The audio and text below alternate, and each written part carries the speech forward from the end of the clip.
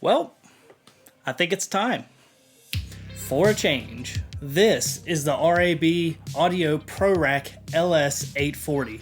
I decided to ditch my old desk and replace it with something new. Something that is going to help a little bit with my footprint in the room because I don't have a lot of space with all of these speakers and I'm kind of wanting a little more extra walk room and being able to have more people in the studio at one time. And honestly, this desk isn't much smaller than the other one, but I have rack spaces in front of me that I can put all of my rack gear that I always had in my sidecar. And I only have a few pieces of rack gear, so I think it has 8 rack spaces that will work perfectly for my needs. I think this is selling for about $430 right now on Sweetwater, but I opted for the keyboard tray upgrade along with a pair of studio monitor stands that you can set up top, which ends up totaling at about $580. I really don't need the studio monitor stands right now, but I was opting to get the keyboard tray upgrade anyways, and for the price of the desk and the upgraded keyboard tray,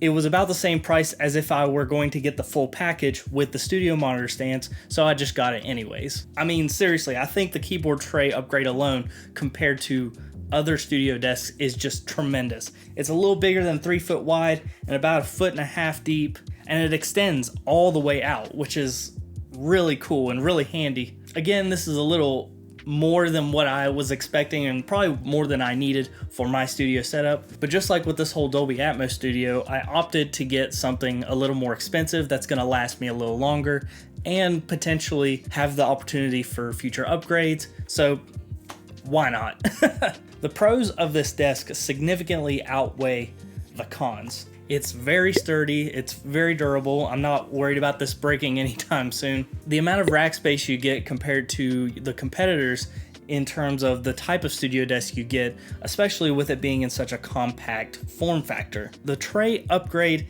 is tremendous, and I probably didn't need it, but I decided to go with it anyways for future purposes. But if you didn't want to pay extra for this keyboard tray, it does come with a decent sized keyboard tray, and it's about 2 3/4 foot wide and a foot deep, which is only about half a foot difference. I'm not sure what the weight difference is between what these keyboard trays can hold, but I know that this one was specifically made for if you had a 49 key keyboard, so I know it's got some beef to it, which was what I was intending for it anyways later on, but I kind of like my setup up top, my QWERTY keyboard on the bottom, along with my mouse and a few other little doodads. But if you don't want to opt for that keyboard tray, you don't have to. It doesn't affect how sturdy the desk is, and I think for the price of $430, you're getting a phenomenal deal.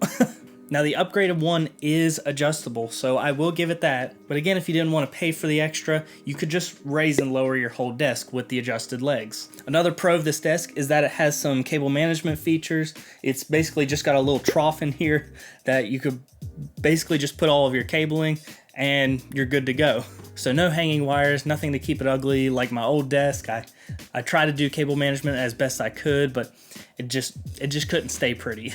This desk is going to make you look more professional than any other home producer, or if you're a professional producer, this is going to make you stand out, especially if you have rack gear, compressors, or your interface, or whatever it may be. You're going to look flashy for sure.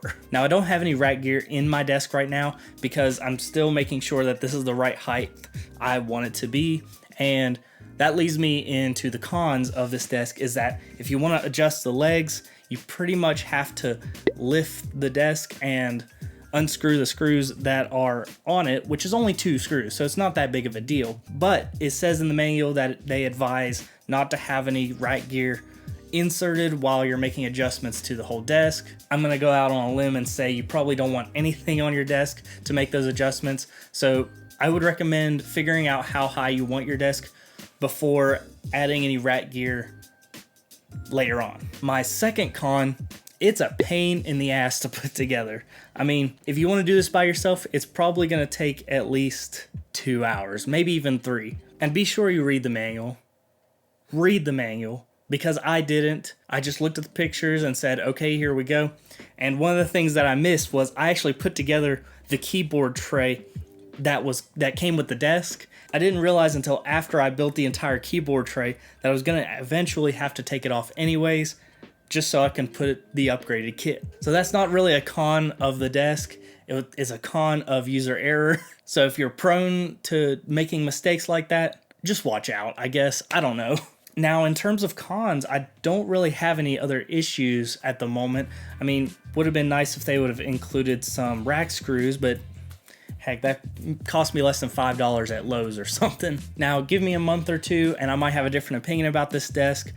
Be sure to subscribe to the channel if you want to see that, and I'll be sure to let you guys know how I'm doing with this desk. But other than that, I'm pretty happy with it. I hope this helps you figuring out where you're going with your studio desk journeys. This is a great desk. I'm glad I picked it over any of the other ones that were not only more expensive, but also had less features than what this has to offer. And the feel, I mean, it's just robust. It's heavy. When you get the packages in for this, if you end up getting this desk, be prepared to have a second person for building and to get the packages in. Thanks for stopping by. I hope to see you in the next video.